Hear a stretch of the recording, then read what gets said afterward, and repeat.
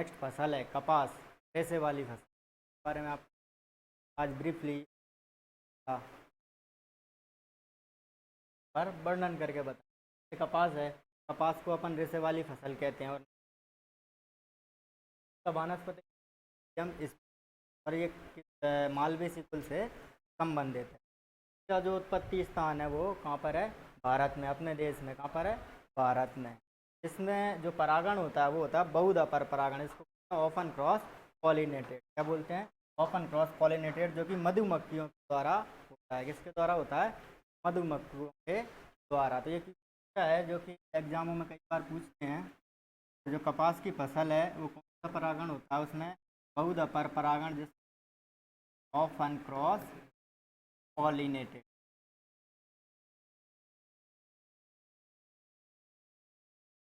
क्या बोलते हैं? Open cross pollinated. इसके द्वारा होता है जो पॉलिनेशन, मधुमक्खी के द्वारा।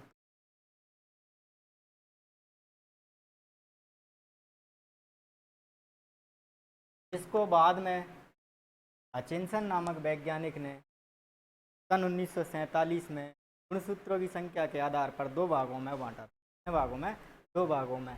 तो सबसे पहला जो अपने पुराने ज़माने की या पुराने विश्व की कपास थी उसको देसी कॉटन के नाम से जाना जाता था। उसका रेशा मोटा तो होता था लेकिन लंबाई में छोटा होता था और गांठें उसमें कम पाई जाती, क्योंकि क्वालिटी जो है वो कपास के रेशे का लंबा होगा और उसकी निश्चित दूरी पर मोटी मोटी गांठें पाई जाती हैं। वो रेशा क्या माना जाता है? अच्छी क्वालिटी का जाता है। लेकिन इसमें क्या था? रेशा मोटा तो था लेकिन लंबाई में छोटा। जिसमें गुणसूत्रों की संख्या कितनी होती है? 2n बराबर 20।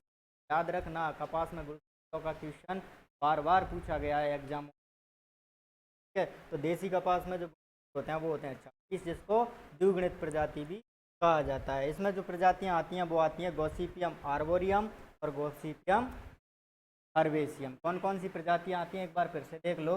गॉसिपियम आर्बोरियम और गॉसिपियम हर्बेसियम। और इन्हीं में से क्वेश्चन पूछ लेते हैं कि निम्न में से कौन सी कपास देसी कपास है, या जो भी आपको याद रखना है। तो इन दोनों, इस आर्बोरियम को और हर्बेसियम याद रखना है कपास में।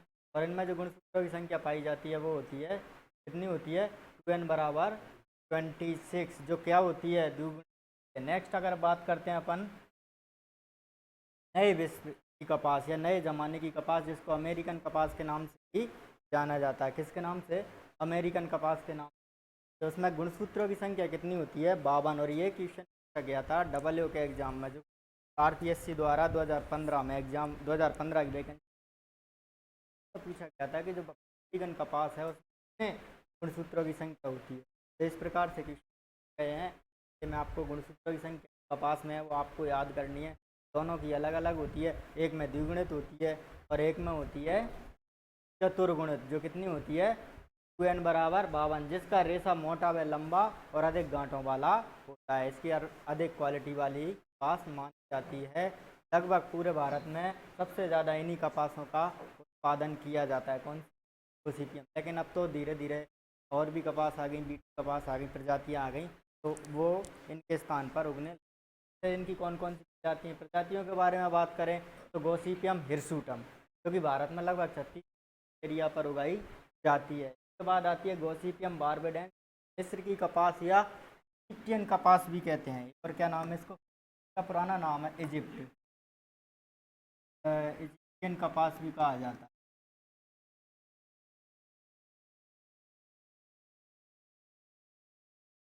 इजिप्टियन कपास भी कहा जाता है।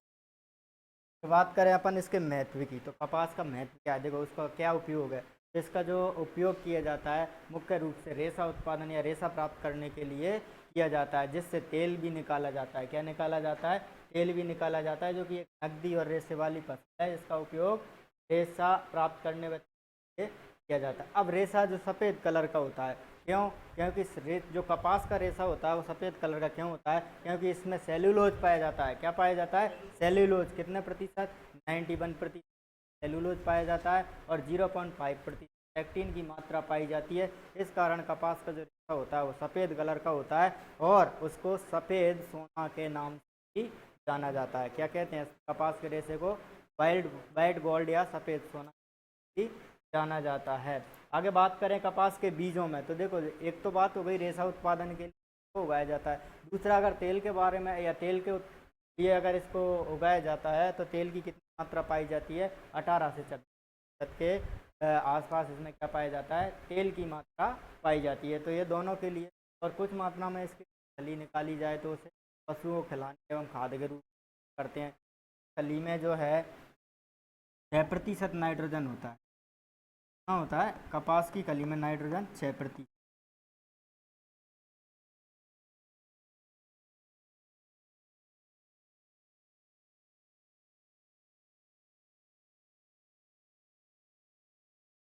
डेढ़ से 2% फास्फोरस और 1 से 1.5% लगभग इतनी पाई जाती है। लेकिन जो इम्पोर्टेंट है वह नहीं। आगे बात करते हैं अपन आगे कृषि से संबंधित। देखो मैंने आपको जैसे शुगर कैन पढ़ाया था, कोई दिक्कत आ रही है?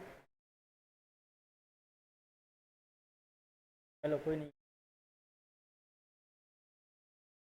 आगे मैंने आपको पिछली क्लास में शुगर कैन या जो गन्ना पढ़ाया था उसमें आपको बताया था कि भारत में जो शुगर इंडस्ट्रीज है, गन्ना या जो शर्करा बनाई जाती है, वो कृषि से जुड़े हुए उद्योगों में दूसरे नंबर पे आती है। और पहले नंबर पे आता है भारत का कौन सा, कपड़ा उद्योग। तो कपड़ा उद्योग जो कृषि से जुड़ा हुआ भारत का प्रमुख उद्योग है, जिसमें सबसे ज़्यादा उपयोग कपास के रेशे का किया जाता है। किसके रेशे का किया जाता है, कपास के रेशे का। जैसे अगर बात करें कपड़ा उद्योग के बारे में तो सर्वाधिक कारखाने कपड़ों के महाराष्ट्र राज्य में है।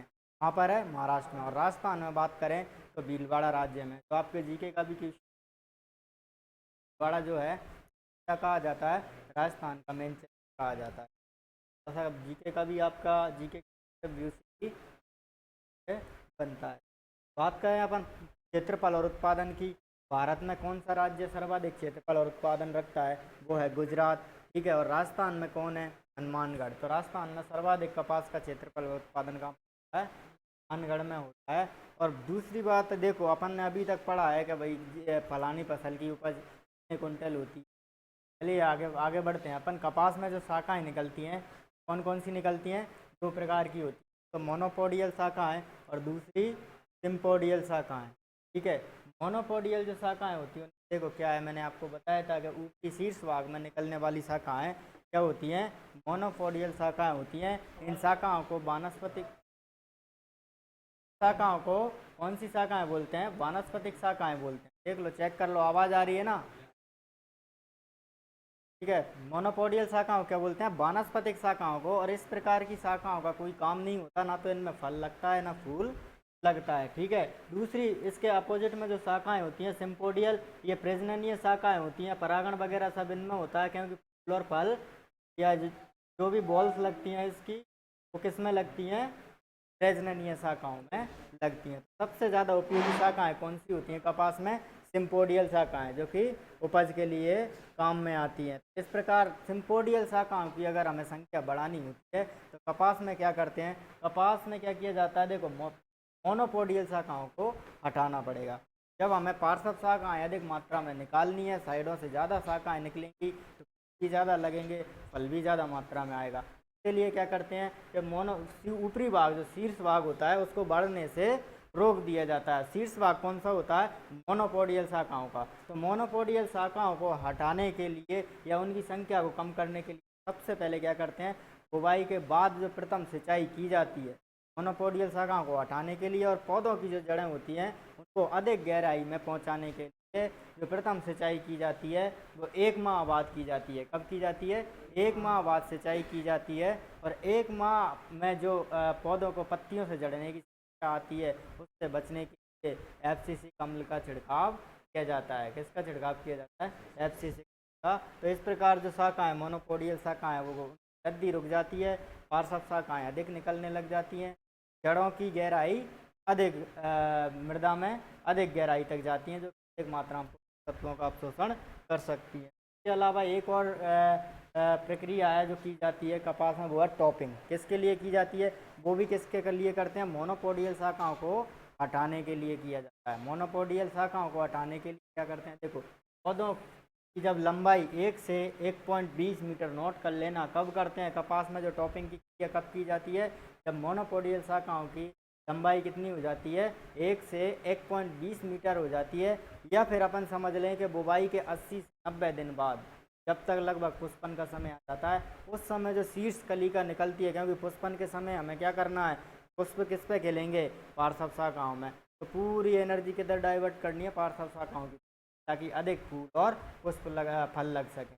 इस समय क्या किया जाता है, टॉपिंग की जाती है। टॉपिंग होता है शीर्ष कलिका या शीर्ष भाग को हटाना। किसका, कपास के प्रत्येक पौधे का टॉपिंग शीर्ष भाग को हटा दिया जाता है, जिससे क्या है, पार्श्व शाखाओं में अधिक मात्रा में फल है, जो कि बेल्स की उपज को बढ़ाते हैं। बेल्स मतलब गांठ जो बनती है ना, उसमें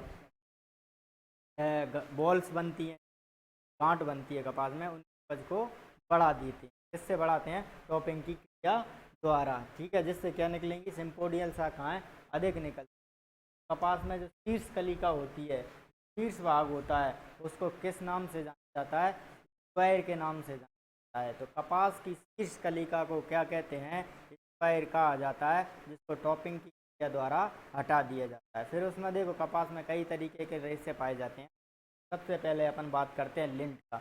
लिंट क्या होता है, लिंट कपास के बीजों से चिपका हुआ जो बड़ा रेशा होता है, बड़े लंबाई का जो बड़ा रेशा होता है, वो कौन सा रेशा होता है, लिंट होता है। और दूसरा क्या होता है, फज। दोनों को अच्छे से याद करना, बड़ा रेशा लिंट होता है, ठीक है, और फज कौन सा होता है, कपास के बीजों से चिपका हुआ छोटा रेशा क्या कहलाता है, फज कहलाता है। ये दोनों जो है रेशे को अपन एक तो लिंट बोलते हैं और एक बोलते हैं फज।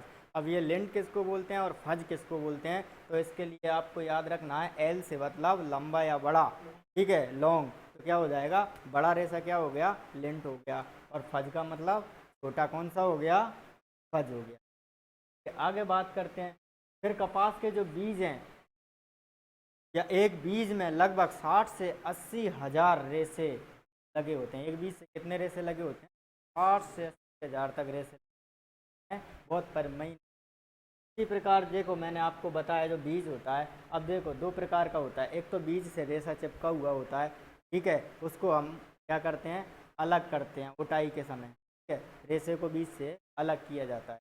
तो जो रेशा बीज से चिपका हुआ होता है, किससे, जब रेशा बीज से चिपका हुआ होता है, उस बीज को कहा जाता है सीड कॉटन। क्या कहेंगे, सीड कॉटन। सीड कॉटन किसे कहते हैं, जब कपास के बीज से रेशा चिपका हुआ होता है, तो उस पूरे बीज को क्या कहा जाएगा, सीड कॉटन कहा जाएगा। और गिनिंग की क्रिया द्वारा, जिसको ओटाई कहते हैं, ओटाई के बाद क्या किया जाता है, बीज से रेशे को अलग कर दिया जाता है। क्या कर दिया जाता है, बीज से रेशे को अलग कर दिया जाता है। तो जो अलग किया गया बीज क्या कहलाता है, बिनोला कहलाता है, जिसको कॉटन सीड कहा जाता है। किसको कहते हैं, बिनोला। आपने सुना होगा कपास का बिनोला। बिनोला होता है जब रेशे को अलग कर देते हैं, अलग करने के बाद जो बीज बचता है उसको क्या बोलते हैं, कॉटन सीड बोला जाता है, जिसको बिनोला कहते हैं। अब देखो उनको देखो, रेशे की कुछ यंत्र हैं रेशे की लंबाई, बारीकपन और परिपक्वता मापने के लिए।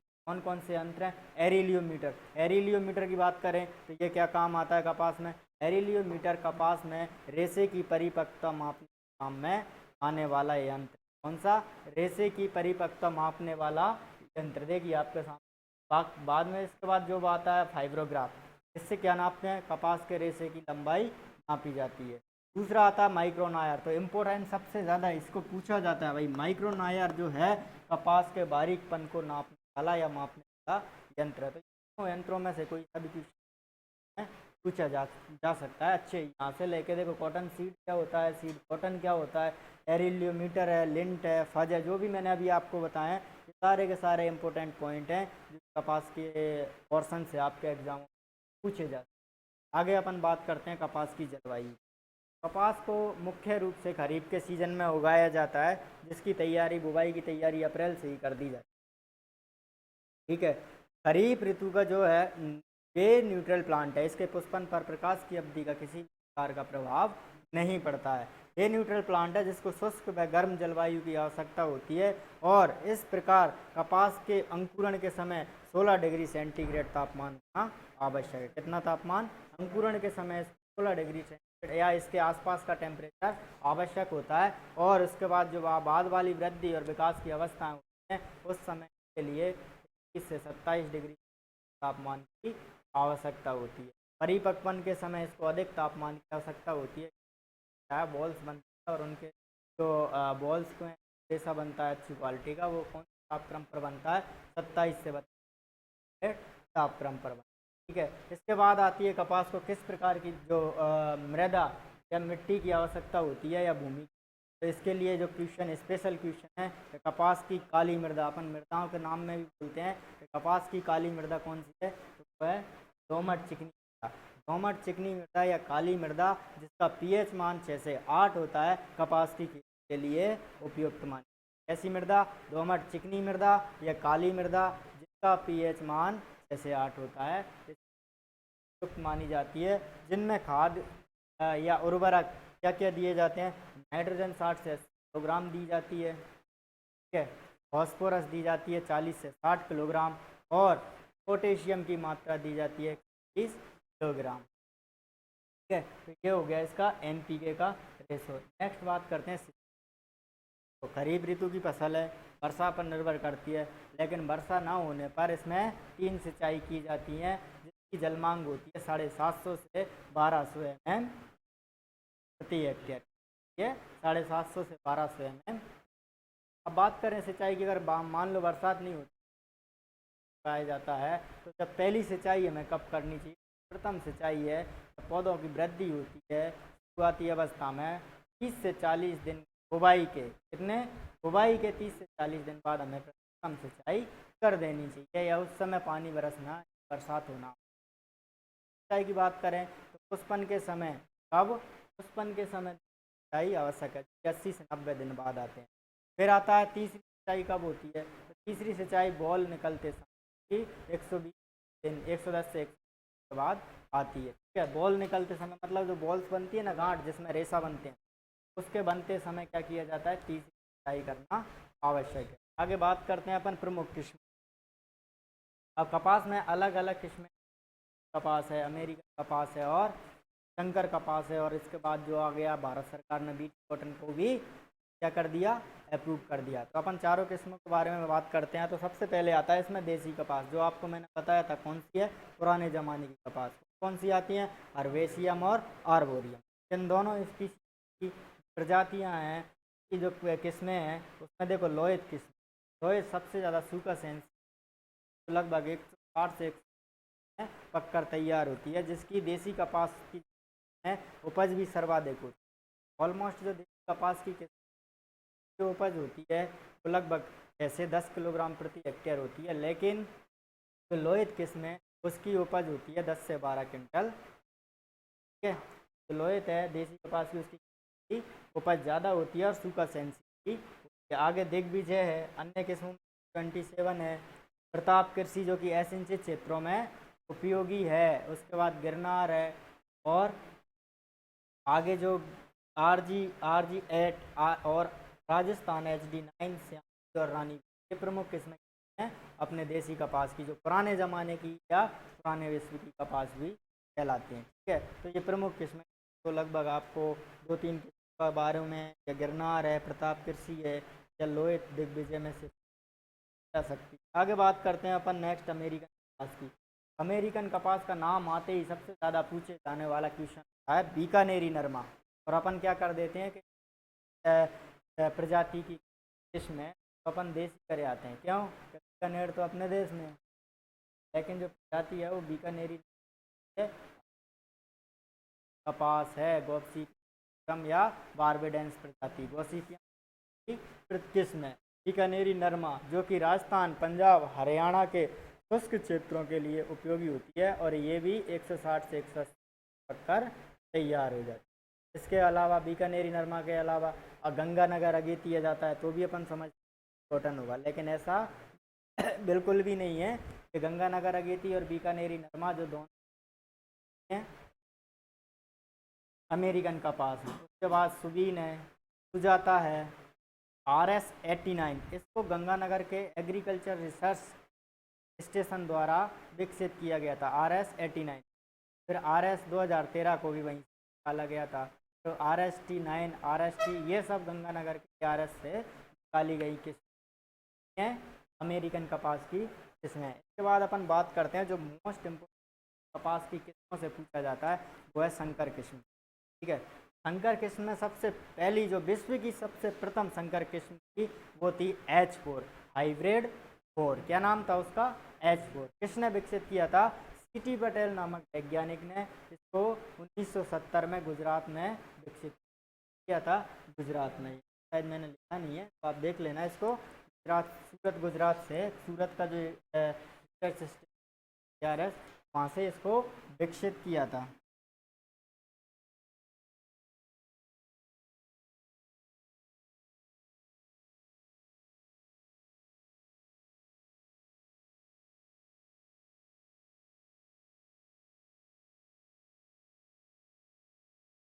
फर्स्ट हाइब्रिड कहाँ से निकाली गई थी?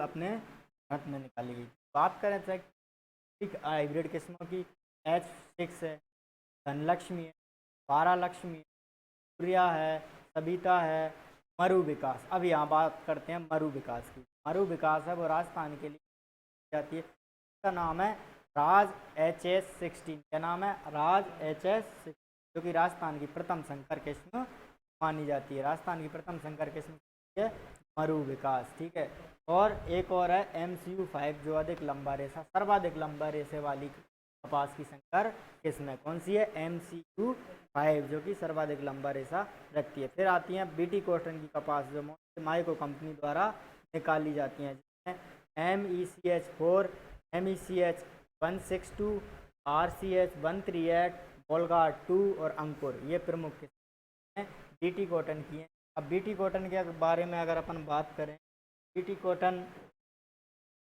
क्या है? Bacillus thuringiensis। बैसिलस thuringiensis का एक बैक्टीरिया है। उस बैक्टीरिया को टीआई प्लाज्मिड में इंजेक्ट किया गया था और उससे जीन निकाले गए, क्राइफस्ट एवी और क्राइफस्ट एसी। इन दोनों जीनों से जो प्रोटीन निकाली गई थी, वो प्रोटीन क्या होती है? कपास की जो बॉल वॉर्म कीड़े होते हैं, बॉल वॉर्म सुंडी होती हैं, उनको नष्ट करने के प्रति क्या होती है? उसमें प्रतिरोधक क्षमता होती है, जिससे कपास की फसल को वो बचाए रखती है। BT कॉटन की कपास हैं तो केवल और केवल अधिक उपज के लिए ही निकाली गई थी। इसके लिए, किसके लिए निकाली गई थी? कपास में जो सुंडी लगती हैं, बॉल वॉर्म जो कीट लगते हैं, उनके प्रति प्रतिरोधकता क्षमता विकसित करने के लिए BT कॉटन कपास निकाली गई। ठीक है, ये बात हो गई BT कॉटन और अन्य। ठीक है, ये आपको लगभग इम्पोर्टेंट याद करनी है। आगे बात करते हैं बीज दर के बारे में। देखिए, बीज दर क्या होता है?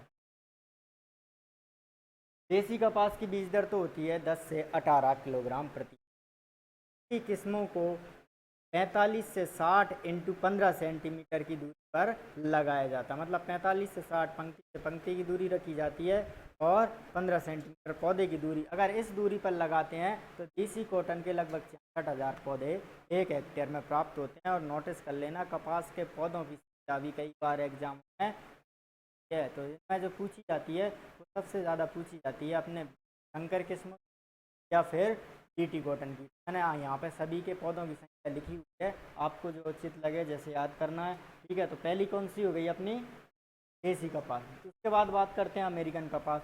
अमेरिकन कपास की जो दर है वो देसी कपास की बीज दर से थोड़ी अधिक होती है, जो कि 18 से 20 किलोग्राम प्रति हेक्टेयर होती है, और जिसमें पौधे से पंक्ति से पंक्ति एवं पौधे से पौधे की दूरी रखी जाती है 60 इंटू 30 सेंटीमीटर। इस प्रकार से फसल को लगाने पर 1 हेक्टेयर में 55,000 पौधे प्राप्त होते हैं। कितने होते हैं? 55,000 पौधे प्राप्त होते हैं। उसके बाद आती है संकर कपास। हाइब्रिड कपास की जो बीज दर होती है वो होती है 2 से 3 किलोग्राम प्रति हेक्टेयर, जिसको R/P 100 इंटू 100 सेंटीमीटर पंक्ति से पंक्ति की दूरी पर 60 सेंटीमीटर पौधे से पौधे लगाते हैं तो 1 हेक्टेयर में 13,388 पौधे प्राप्त होते हैं। कितने होते हैं? 13,300 प्राप्त होते हैं। इसी प्रकार बात करते हैं अपन नेक्स्ट, जो BT कॉटन अभी आपको किस बारे में बताया था, उसकी जो बीज दर होती है 1.5 किलोग्राम होती है, 1 से 1.5 किलोग्राम प्रति हेक्टेयर, जिसको 100 इंटू 100 सेंटीमीटर की प्लांटिंग डिस्टेंस पर या पौधों की दूरी पर लगाया जाता है। इस प्रकार लगाने पर 1 हेक्टेयर में 10,000 पौधों की प्राप्त है, कितनी होती है 10,000। तो ये क्वेश्चन थोड़ा सा इम्पोर्टेंट है। बीटी कॉटन का आपके इसकी भीतर और इसकी दूरी और इसमें पौधों की। अब बात करते हैं बीटी कॉटन। मैंने अभी आपको बताया था कैसे अलग किया गया था, कैसे किया, एक जैव प्रौद्योगिकी तकनीकी द्वारा इसको विकसित किया गया था। इससे विकसित किया गया था एक बैक्टीरिया बैसिलस thuringiensis, इससे दो स्ट्रैंड या प्रोटीन निकाली गई थी। इसका नाम था क्राईफर्स्ट एवी और क्राईफर्स्ट एसी। इन दोनों को किस में इंजेक्ट किया गया था, एक प्लाज्मिड है जिसका नाम है टीआई प्लाज्मिड, ठीक है। उस प्लाज्मिड में इंजेक्ट किया गया और उसको किसके प्रति प्रतिरोधी बनाया गया, कपास की बॉलवॉर्म कीट होते हैं उनके तैयार करने के लिए उपयोग किया गया था। बीटी का कभी कभी फुल फॉर्म भी पूछते हैं, तो बीटी का फुल फॉर्म क्या है, तो बैसिलस thuringiensis। कभी ऐसे ही पूछ लिया जाता है बैसिलस thuringiensis क्या है, बैक्टीरिया है, वायरस है, कवक है या सूत्रकृमि है, जो भी है ना, तो ये क्या है, बैक्टीरिया। बैसिलस thuringiensis क्या है, बैक्टीरिया है, जो कपास में बीटी कॉटन की प्रजातियों विकास में सहायक है। अब इन किस्मों का जो विकास किया गया था सब विश्व में सर्वप्रथम ईसी बाटा द्वारा किया गया था। किसने किया था, ईसी बाटा द्वारा। लेकिन भारत में लाने का श्रेय जो जाता है वो किसको जाता है, सीडी मई को जाता है। तो IRI के साइंटिस्ट के द्वारा भारत में कॉटन को लाया गया था। ऐसे बीटी कॉटन की जो अप्रूवल कमेटी भारत सरकार की, वो 2002 में पारित हुई थी और 2002 में इनको अप्रूवल मिला। बीटी कॉटन को लगाने के लिए भारत में अप्रूवल कब मिला, 2002 में। उसके बाद 2002 से 2003 में व्यावसायिक रूप से उत्पादन किया जाने लगा, ठीक है। तो केवल एक ही कपास ऐसी है जिस बीटी प्रजाति अपने भारत में उगाई जाती है, ठीक है। ट्रांसजेनिक कोई भी ट्रांसजेनिक फसल हो गई, चाहे बीटी कॉटन की प्रजातियाँ हो, तो इसमें केवल एक ही फसल की प्रजातियों को, वो है कपास की। और कौन सी प्रजातियाँ, बीटी कॉटन की प्रजातियाँ, ठीक है। तो आगे बात करते हैं अपन बीटी कॉटन के बारे में, थोड़ा सा यहाँ बता देता हूँ, ठीक है। बीटी कॉटन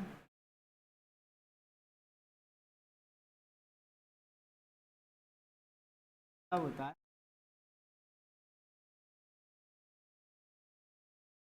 प्लस thuringiensis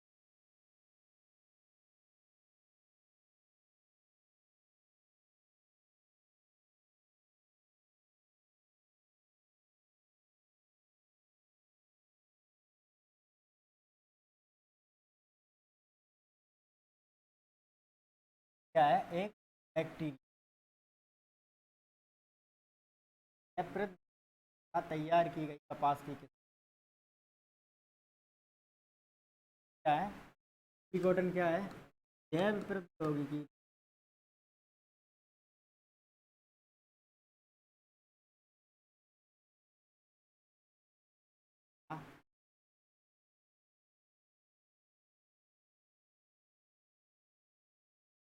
की गई घास की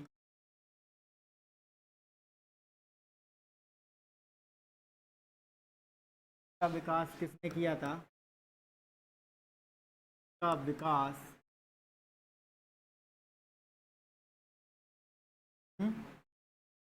इसी बाटा द्वारा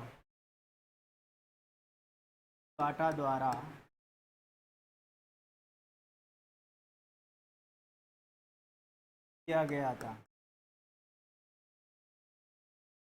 तो भारत में लाने का श्रेय किसको दिया जाता है, को भारत में लाने का श्रेय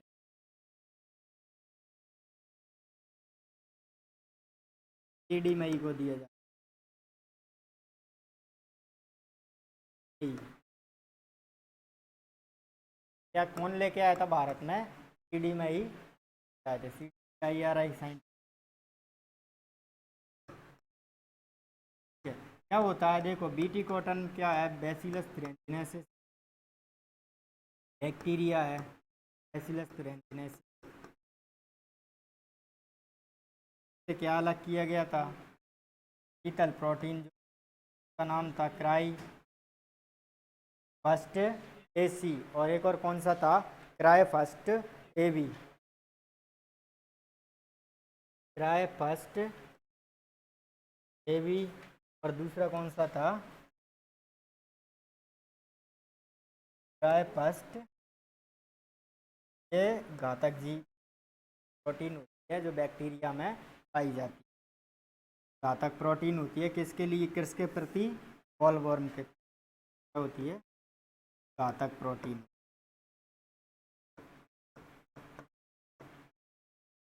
है के प्रति। अब ये बीटी कॉटन किसके विकसित की गई थी, बॉलवर्म के प्रति प्रतिरोधी क्षमता विकसित करने के लिए बीटी कॉटन का विकास किया। लिख दे पास के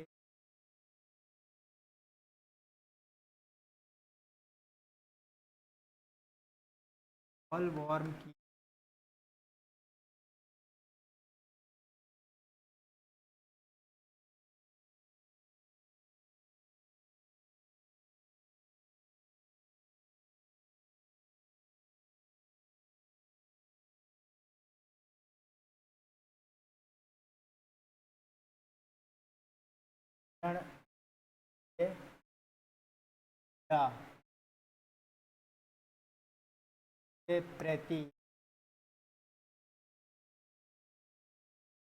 प्रति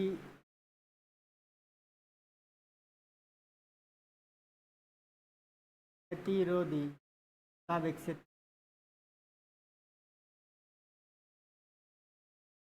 प्रतिरोधी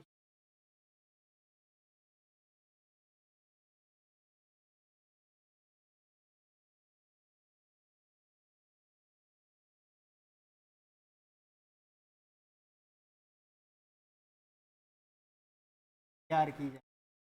तैयार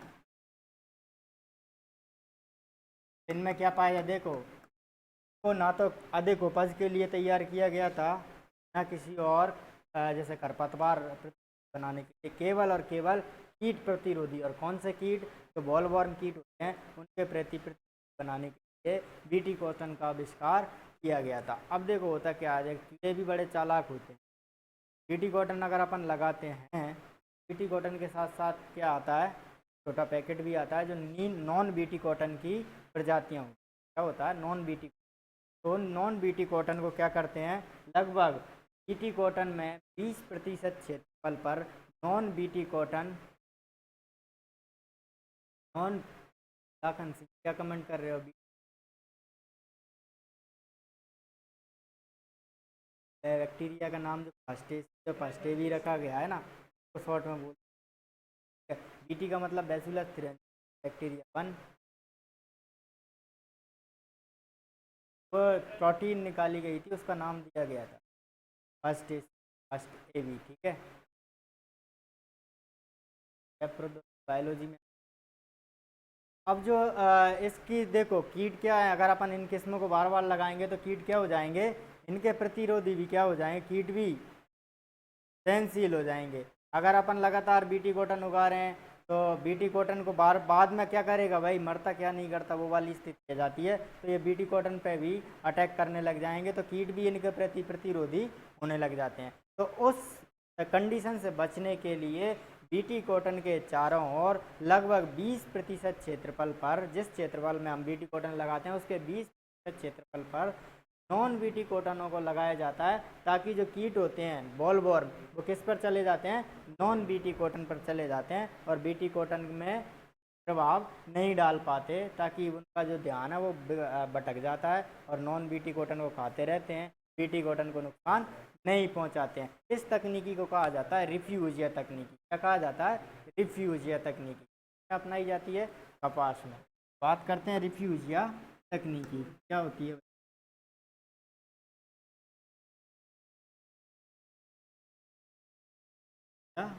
तकनीक में क्या करना है, केवल कुछ नहीं करना, बीटी कपास की प्रजातियों में क्या करते हैं, 20% क्षेत्रफल पर नॉन बीटी फसलों को उगाया जाता है, ठीक है। तो कपास के जो बॉलवर्म कीट हैं, कपास के बॉलवर्म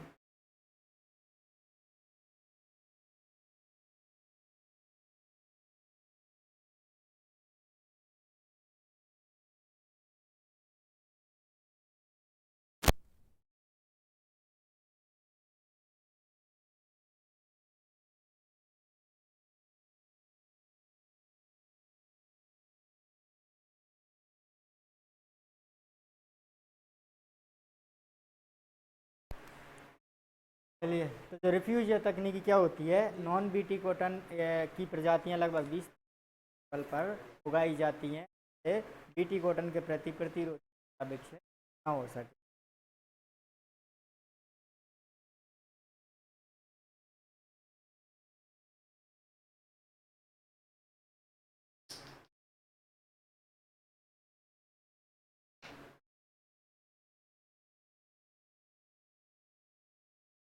कॉटन के चारों ओर कपास चारों ओर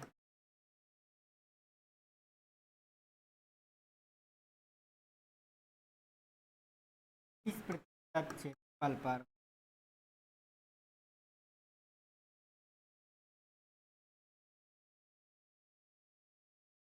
नॉन बीटी कॉटन की नॉन बीटी कपास की इसमें पाई जाती है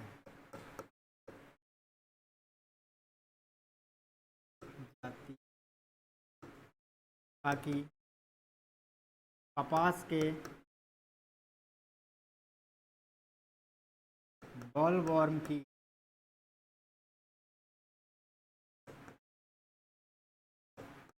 में बीटी कपास के प्रति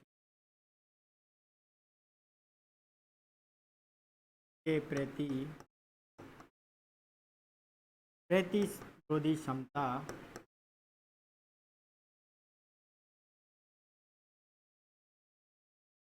विकसित न हो सके।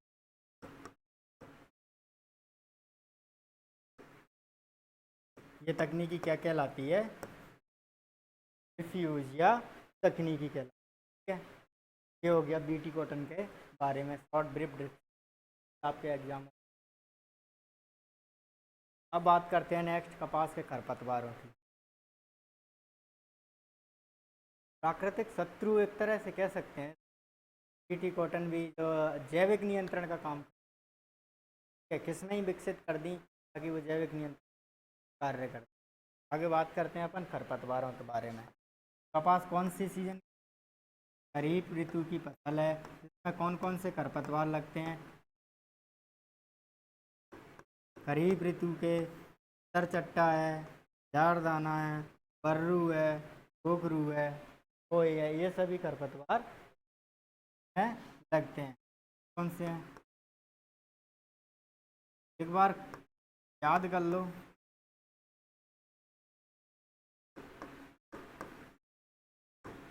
तो बार बार याद करने की, ऋतुओं के हिसाब से याद कर लिए तो आपकी सॉल्व हो जाएंगे।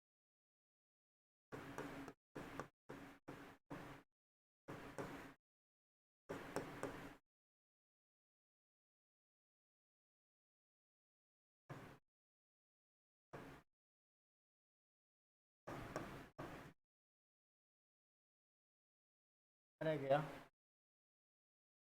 चट्टा, लगभग ये जो खरीफ ऋतु के सभी खरपतवार इसमें आ जाएंगे। अब देखो इसके नियंत्रण में थोड़ा सा मैं इसके नियंत्रण के लिए अपन फ्लोरेन, ठीक है, और क्या ले सकते हैं, डायूरोन नामक शाकनाशी है, उसको किया जा सकता है, जो कि पौधों को किस कब लगाया जाता है, टी प्लांट इनकॉर्पोरेशन। इसके अलावा अपन कपास में 2,4-D शाकनाशी कर भी नहीं लेते हैं। क्यों नहीं लेते, क्योंकि कपास में जब 2,4-D शाकनाशी का प्रयोग किया जाता है तो उसकी पत्तियां अंगुली रचना में बदल जाती हैं अंगुली नुमा बदल जाती हैं, जिसका कपास पर विपरीत प्रभाव पड़ता है। इसलिए कपास में कभी भी क्या करना चाहिए, 2,4-D का खरपतवार नियंत्रण हेतु उपयोग नहीं करना चाहिए। अब एलाक्लोर पहले यूज करते थे, एलाक्लोर बंद हो गया है। ठीक है, क्या नाम था एलाक्लोर का, दासो। ठीक है, तो फ्लोरेलिन इसके लिए अच्छा उपयोगी माना गया है। और डायूरोन, ठीक है, इनके नियंत्रण के लिए क्या लेते हैं,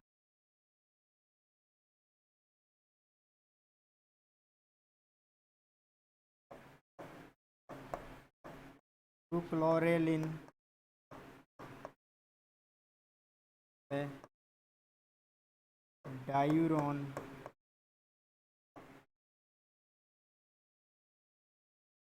1.5 किलोग्राम सक्रिय तत्व मात्रा प्रति हेक्टेयर दर से साफ करते या फिर लासो जो पुराने टाइम में लिया जाता था 1 से 1.5 किलोग्राम लासो या एलाक्लोर उपयोग किया। ठीक है, ये हो गया आपके खरपतवार नियंत्रण। आगे अपन बात करते हैं अब और क्या बाकी है। ही हो गया, फर्क हो गया, सब हो गया। प्रैक्टिस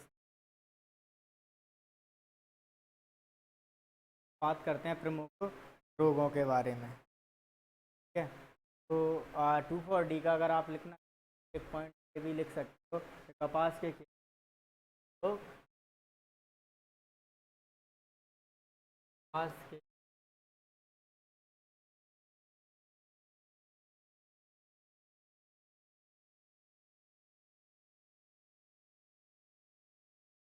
शाकनाश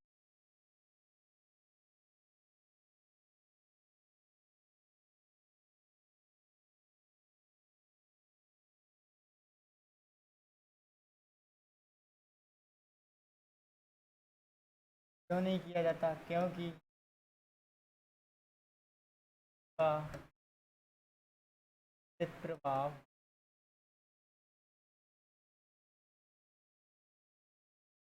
पत्तियों पर पड़ता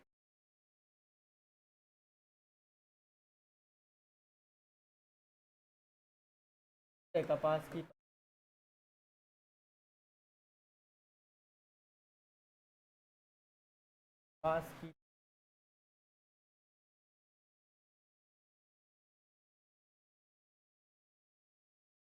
तीन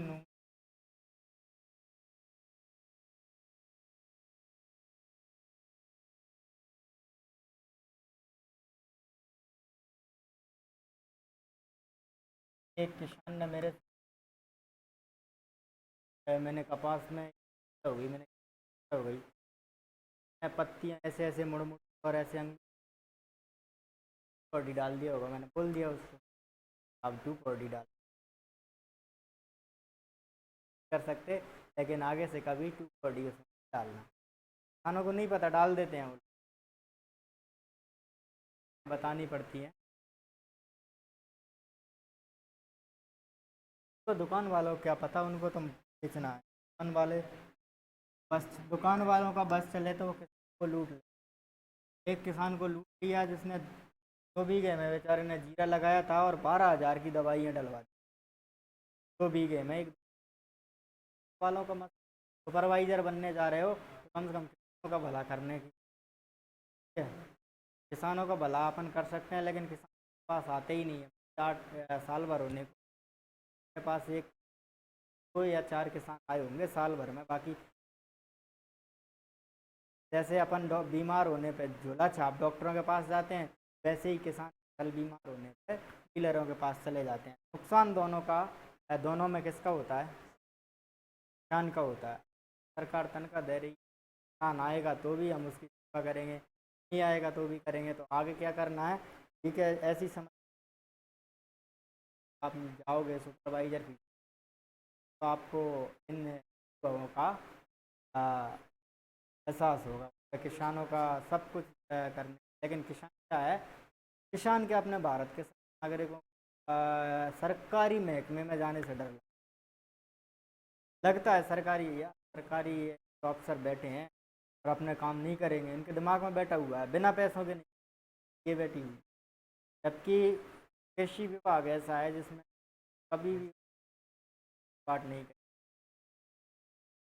आगे कई सारे अनुभव आपको मिलने वाले हैं तो आप सुपरवाइजर बने। ठीक है, नहीं पता है यहाँ पर, पता नहीं रहता तो यही तो बताना है सुपरवाइजर की क्या भूमिका है, यही बताना है। अब मैंने उसको बताया कि आप मेरे पास आते, मैं आपको 2,000 रुपये से कम में कर देता जिसमें आपकी पसंद।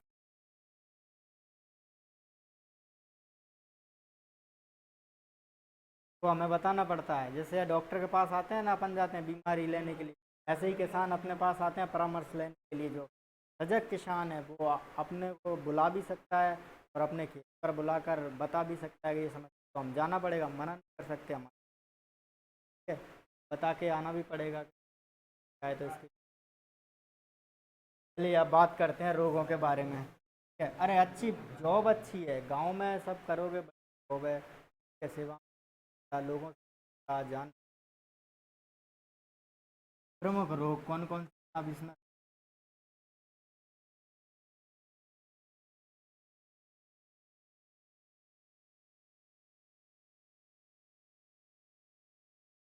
ब्लैक आर्म होता है, ब्लैक आर्म रोग को बैक्टीरियल बिल्ट भी बोला जाता है। जीवाणु झुलसा,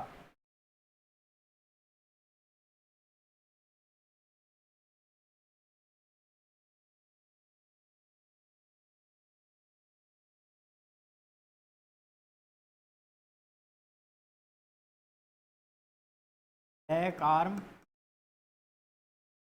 किससे होता है? जीवाणु द्वारा। जीवाणु का क्या नाम है?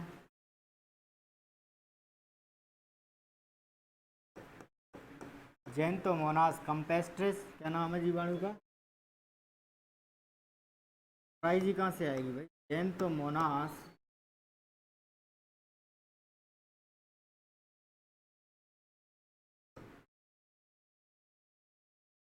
पेस्ट्रिस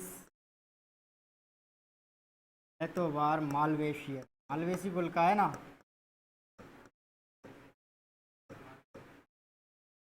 मालवेशियर ये जो है ये बैक्टीरिया का क्या नाम है?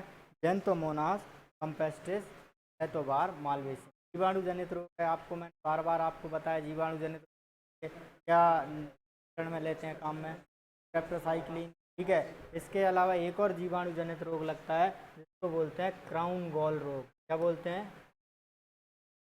क्राउन गॉल रोग। ये भी जीवाणु द्वारा के द्वारा होता है, जीवाणु द्वारा। और जीवाणु का क्या नाम है ये याद रख लेना, क्योंकि जीवाणु का नाम पूछ सकता। नाम है एग्रोबैक्टीरियम ट्यूम के द्वारा होता है, जीवाणु के द्वारा। जीवाणु का नाम है एग्रोबैक्टीरियम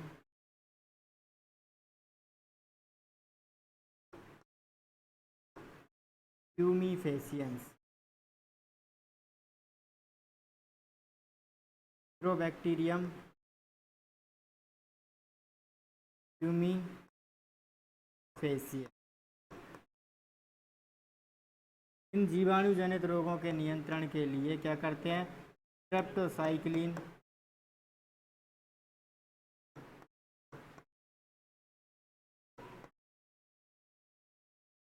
(0.02% को सुपर ऑक्सीक्लोराइड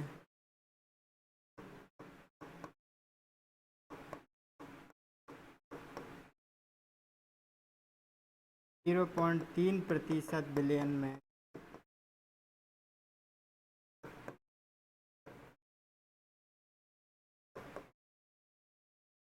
जाकर छिड़काव किया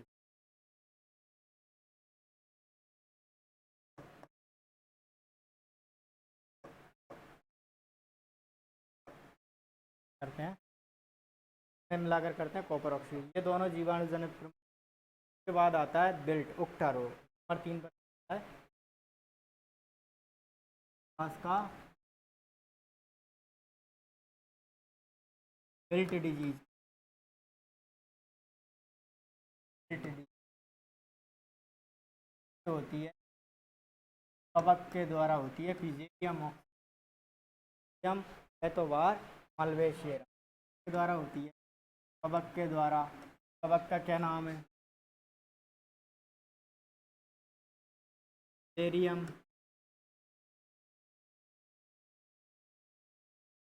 स्पोरम एतवार नहीं लगती है मालवेश।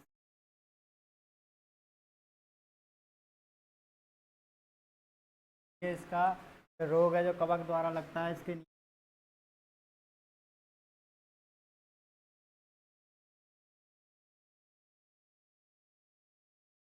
मेन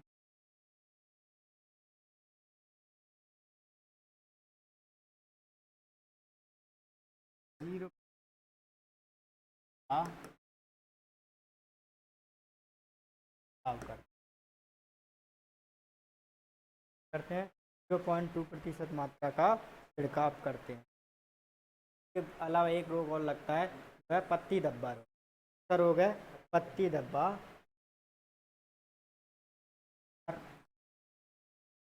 मैंने आपको कई बार बता चुका हूँ क्या है। पत्तियों पर ब्राउन एवं ब्लैक कलर के क्या बन जाते हैं? किसके द्वारा बनते हैं? कवक के द्वारा। कवक का क्या नाम है? तो पत्ती धब्बा जहाँ आ जाए वहाँ जीनस का नाम तो आपको याद होना चाहिए, तो स्पोरा आता है। ठीक है, क्या नाम है जीनस का? सर्कोस्पोरा। अब देखो ये इसका जो है वो है गॉसिपी। क्या नाम है? गॉसिपी। कवक का क्या नाम है? सर्कोस्पोरा।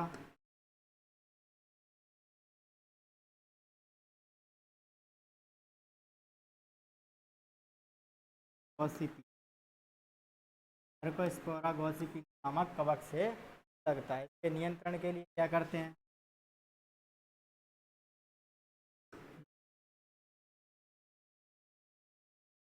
नियंत्रण के लिए का छिड़काव कर सकते हैं। राइट है।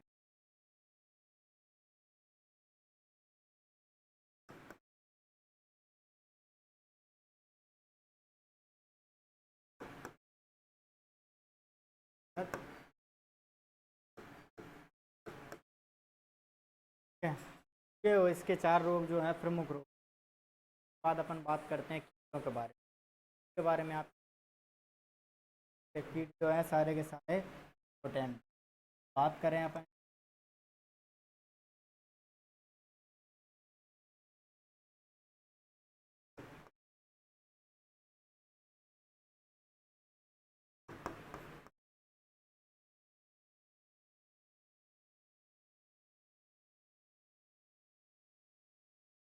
बिल्ट को ही बोलते हैं भाई, मिलानी उक्टा या बिल्ट। ठीक है, मिलानी उक्टा या बिल्ट को ही बोला जाता है। ठीक है।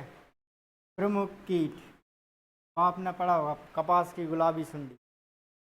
ठीक है, ये सबसे हानिकारक कीट होता है, जो कि कपास की बॉल बनती है उसमें छेद करके अंदर घुस जाता है, जो कि कपास के रेशे को खाकर नष्ट कर देता है, खोखला बना देता है। ठीक है, में काले काले कलर की दाने जैसे स्ट्रक्चर, दाने जैसे दानेदार कचरा निकलता है। ठीक है, उसका वेस्टेज एक्सक्रीटर निकलता है कीट।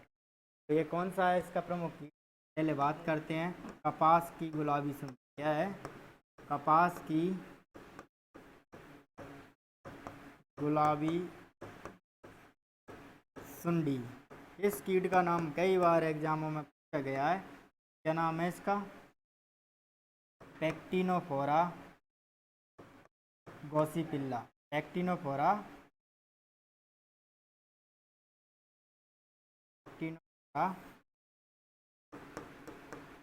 गॉसिपिल्ला।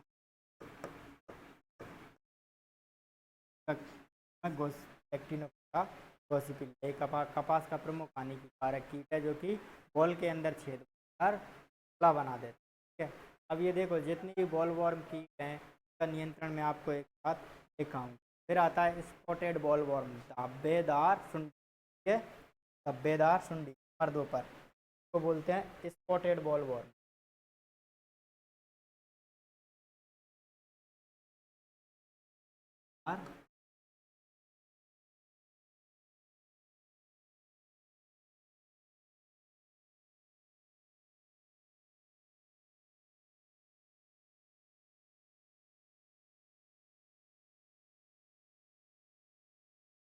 का नाम है एरियाज बाइटेला। क्या नाम है?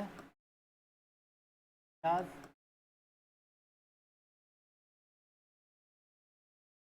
धब्बेदार जो सुंडी, एरियाज बाइटेला। एक अमेरिकन सुंडी सुंडी होती है, हेलिकोबर्पा अर्मीजेरा स्पीसी। ठीक है, ये अमेरिकन। तो ये तीनों सुंडी जो हैं सर्वाधिक नुकसान।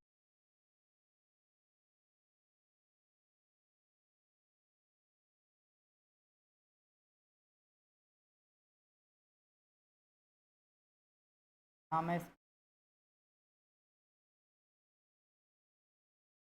बर्पा आर्मी को बर्पा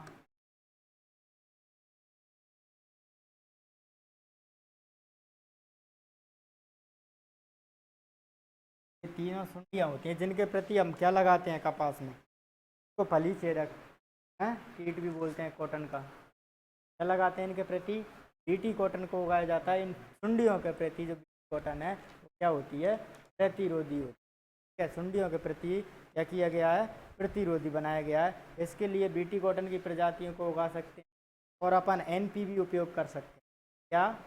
एनपीवी जो मैंने आपको बताया था,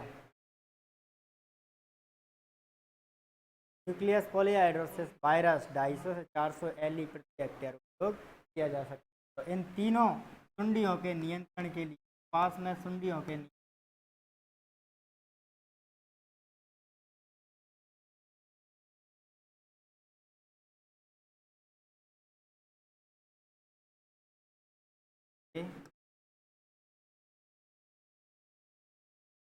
कपास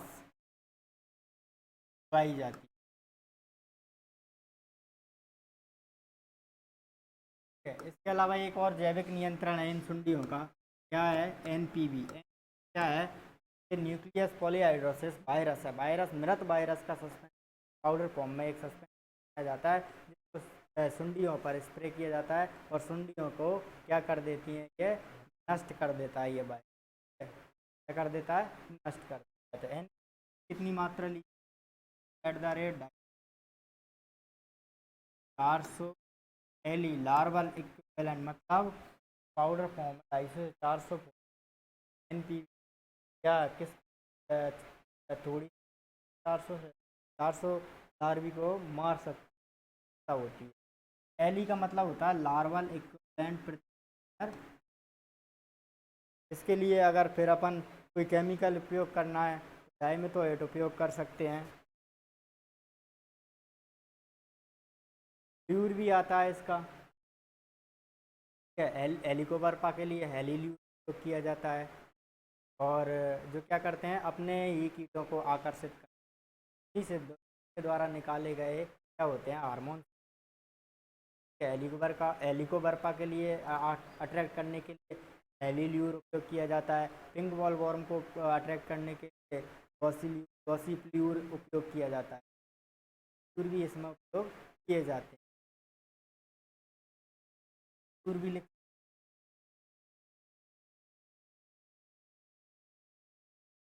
प्रजाति के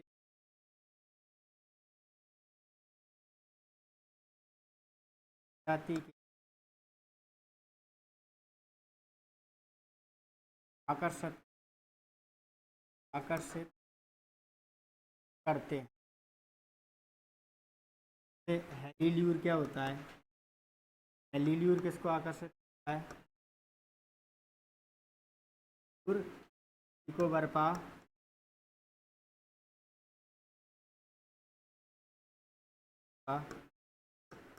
आर्मीजेरा को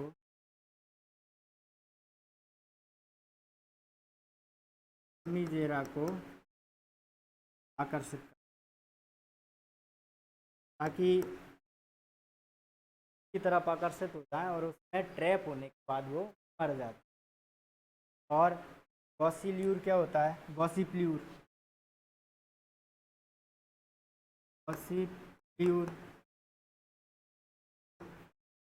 क्या किसको आकर्षित करता है? पैक्टिनोफोरा गॉसिपिल्ला।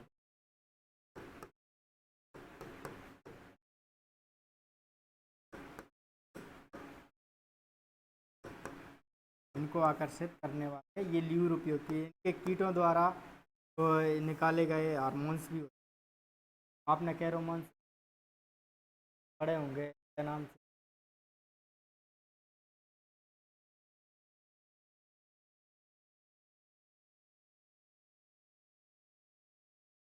हीरोमैन ट्रैप, बिल्कुल सही। खास प्रपंच जो तरीके का ये क्या होते हैं? और अगर केमिकल उपयोग करना है तो केमिकल के लिए क्या करते हैं? मिथाइल पैराथियान 5% डस्ट को 20 से 25 ग्राम प्रति लीटर की दर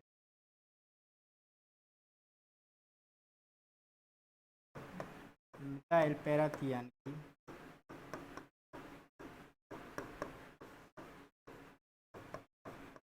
5% डस्ट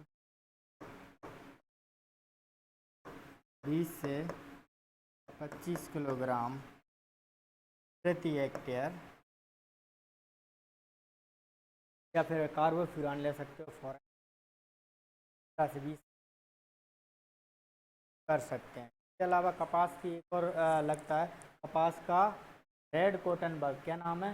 रेड कॉटन बग, लाल बग, लाल भ्रग भी बोलते हैं। कपास का लाल भ्रग का नाम है डेसिडेरकस स्पुलेटस। कौन सा आगे? कपास लाल रेड कॉटन,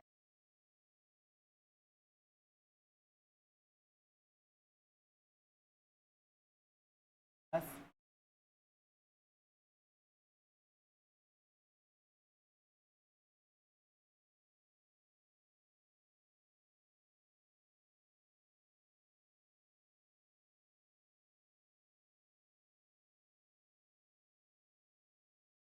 डेसिडेरकस सिंगुलेटस।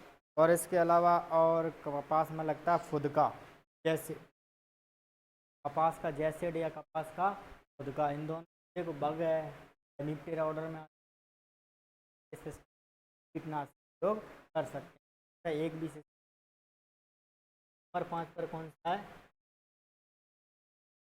कपास का फुदका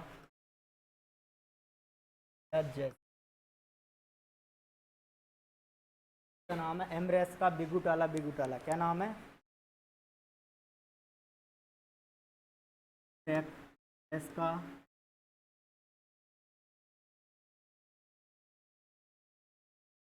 आला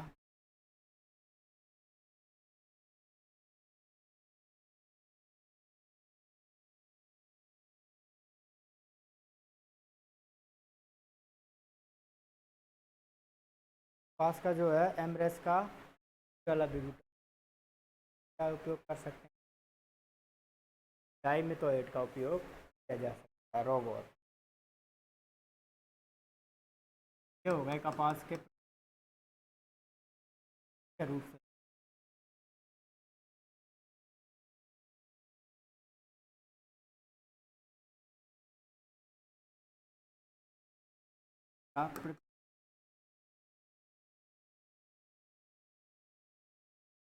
ये तो हो गए प्रमुख। इसके अलावा कुछ कार्य की विकार भी लगती है कपास का ट्रेड नेम,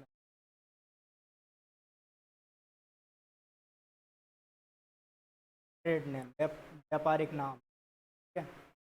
अब कुछ कार्य की विकार भी किसमें? कपास में लगते। Zoological disorder, head wall opening, आपने नाम सुना होगा। अपूर्ण कलिका का बनना या तिराक फॉर्मेशन, क्या बोलते हैं? तिराक फॉर्म, तिराक या अपूर्ण कलिका का बनना, अपूर्ण बॉल का बनना, बनना या बॉल का फट जाना। ठीक है, क्या होता है? तिराक, इसको बोलते हैं हेड बॉल ओपनिंग।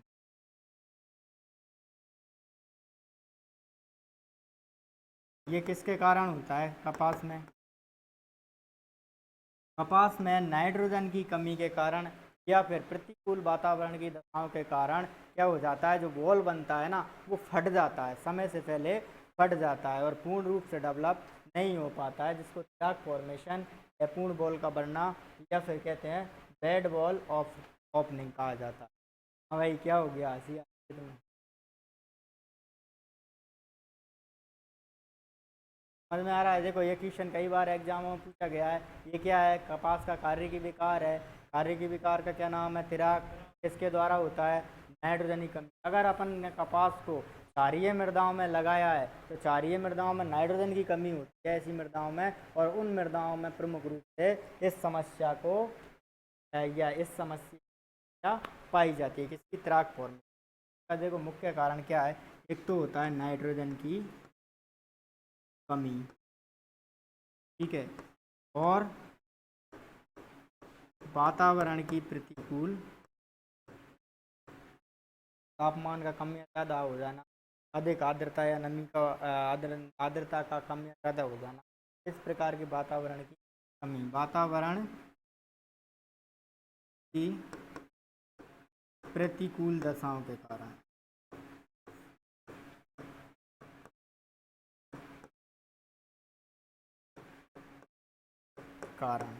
दूसरा कारण क्या हो सकता है, क्षारीय मृदाओं में उगाते हैं तो क्षारीय मृदाओं में नाइट्रोजन की कमी होती है, क्षारीय मृदा में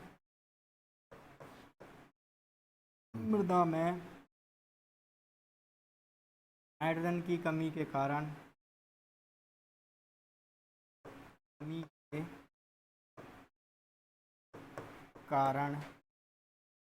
अधिक समस्या,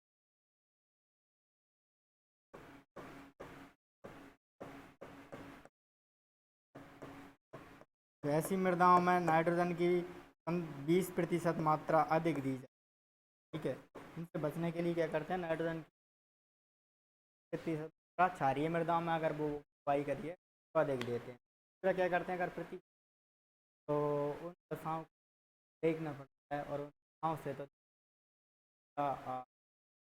बचाव नहीं किया जा सकता। अगर हमें इस प्रकार की समस्या आ रही है तो हम नाइट्रोजन का उपलब्ध करा सकते हैं टॉप ड्रेसिंग द्वारा, ठीक है। तो ये क्या है, पादप का जो कि कार्य की विकार। इसके बाद आता है नेक्स्ट, जो नंबर 2 पर आता है कार्य की विकार, वह है छूट। क्या आता है, लिटिल लीफ या छोटी पत्ती, किसके द्वारा होता है, जिंक की कमी के द्वारा होता है, कपास की छोटा पत्ती या लिटिल लीफ कारण होता है। डायरेक्ट पूछ जाते हैं कार्य की कमी के नियंत्रण के लिए किसका उपयोग करते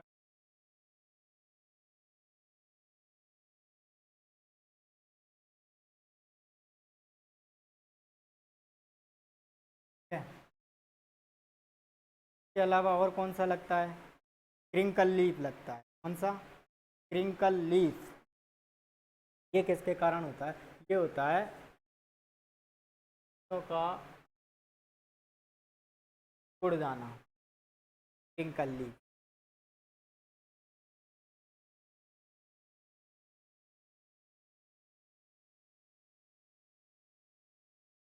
मैग्नीज की अधिकता से होता है, इससे होता है कपास में मैग्नीज की अधिकता से होता है। बचने के लिए मैग्नीज, इन मृदाओं में अधिकता पाई जाती है, उनमें करेंगे और अवॉइड करेंगे, ऐसी मृदाओं में ना उगाएं। या फिर को आती है तो उसमें मात्रा कम दी जाए, ठीक है। मैग्नीज की अधिकता हो जाएगी पर क्रिंकल लीफ आती है। ये हो गए इसके कार्य की, ठीक है। रोग हो गया, कार्य की विकार हो गया। अब इसके बाद कुछ और एक दो प्रोसेस होती हैं, जैसे नेपीनेस।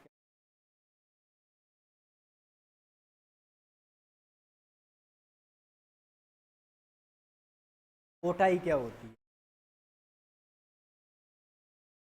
अभी मैंने बताया था ना, ओटाई।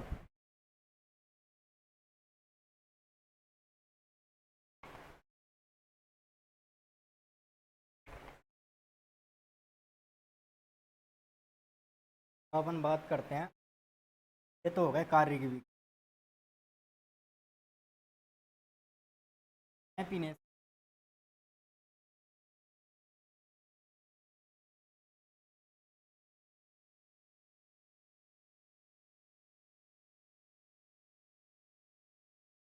हैप्पीनेस देखो, जब कपास के रेशे में जो गांठें पाई जाती हैं होती हैं, उन गांठों का असमान वितरण हो जाता है। ठीक है भाई। एक तो गांठ यहाँ पाई जा रही है, एक असमान वितरण है, ये कपास का रेशा है। जैसे सामान्य दूरी पर जो गांठें होती हैं, उन दूरी के अलावा अगर कपास के रेशे में ये गांठें तरीके से बनने लगे, असमान वितरण होने लगे, वो क्या कहलाता है? कपास का हैप्पीनेस। गांठों की लंबाई या मोटाई, रेशे की लंबाई या मोटाई में कोई परिवर्तन हो जाता है तो क्या कहलाता है? रेशे की लंबाई, मोटाई एवं बनने वाली गांठ परिवर्तन होता है, वो क्या कहलाता है? हैप्पीनेस कहलाता है। ठीक है। या गांठों का समान करने होना, कपास के रेशे की लंबाई कम, ठीक है, और क्या होगा? मोटाई कम हो जाए, क्या होता है? या अब ये कई कारण हो सकते हैं, कार्य की विकारों द्वारा भी हो सकता है, रोग कीटों द्वारा भी हो सकता है, परिस्थिति, है ना। हैप्पीनेस क्या होता है? कपास के रेशों की मोटाई है, लंबाई कम हो जाना,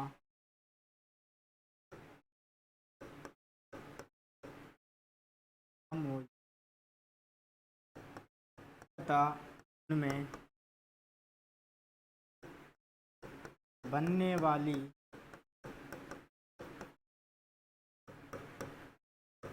गांठों का असमान वितरण,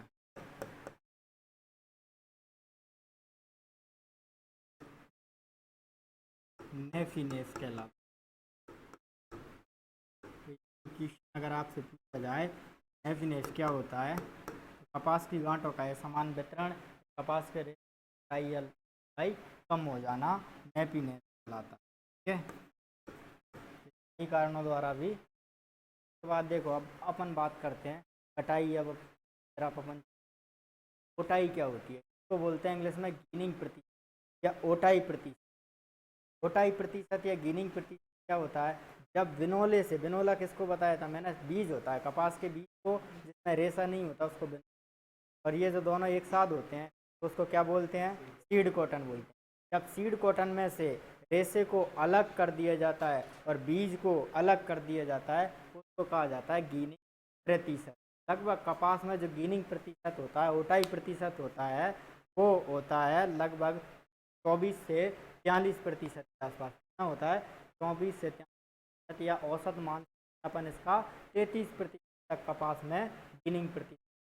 अब इसके जो अलग अलग फॉर्मूले हैं, ओटाई प्रतिशत कैसे निकालते हैं, ठीक है, और ओटाई में भी अपन लेंट जो रुई है वो कैसे निकाले जाते हैं, उसका फॉर्मूला मैं आपको बता देता हूँ।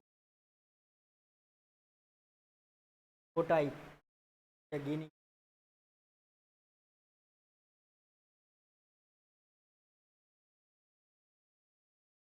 ओटाई प्रतिशत क्या बोलते हैं?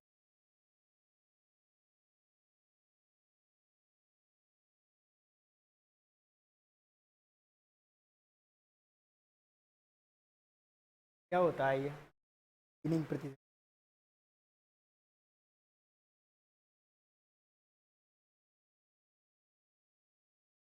कपास में रेशे व बीज को अलग करना, सही बात है। ओटाई प्रतिशत क्या होता है? कपास में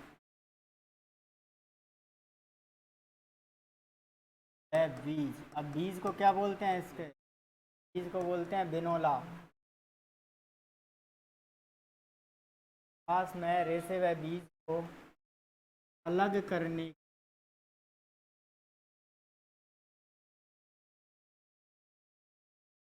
क्रिया ओटाई प्रतिशत।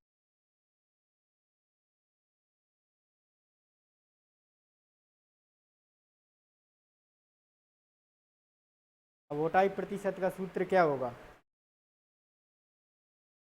ठीक है, इसका सूत्र कैसे निकालेंगे? इसका जो फॉर्मूला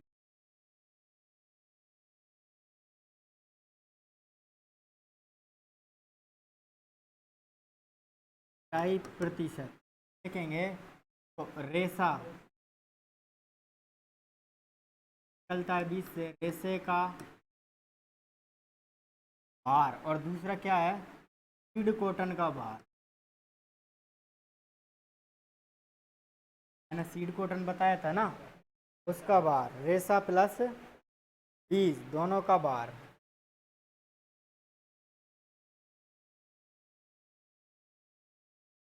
टू 100। अपना क्या निकल आएगा, मोटाई प्रतिशत आएगा, जो कि कपास में कितना होता है, 24 से कितना होता है कपास का मोटाई प्रतिशत,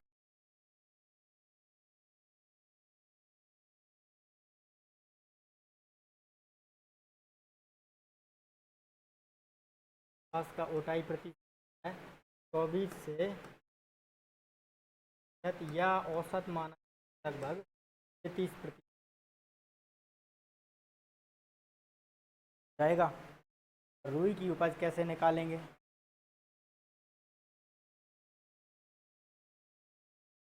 अब रुई जो रेशे की उपज निकालते हैं ना, वो कैसे निकाली जाती है, तो उसके लिए उसका फॉर्मूला अलग है।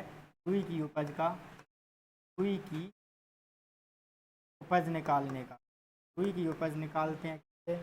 एक तो कपास की जो कुल उपज होती है, जो सीड कॉटन होता है, तो कपास की उपज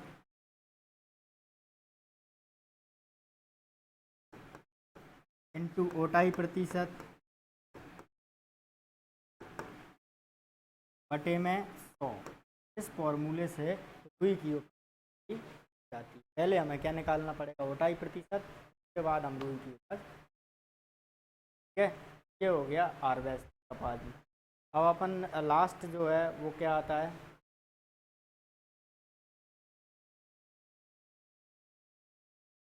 हाँ वो डायरेक्ट में, ये रुई की जो उपज है, फॉर्मूला अगर आप लगाते हैं ओटाई का पूछ लें, बाकी इसका तो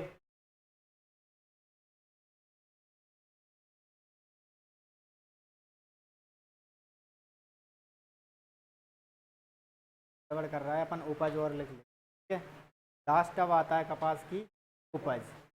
तो देसी किस्में या फिर अपनी देसी किस्मों की बताई, जैसे 10 क्विंटल प्रति है, उपज कितनी है देसी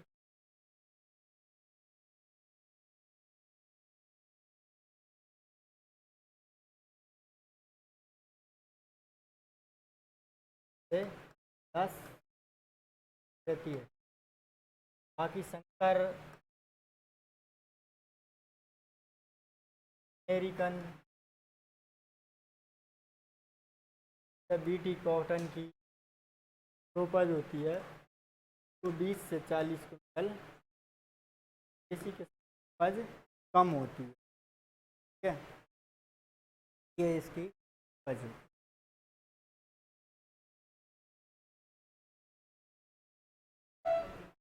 रेट, वो तो जो मार्केट वैल्यू है, गवर्नमेंट समर्थन है, तो नहीं इसका ज़्यादा है, ज़्यादा।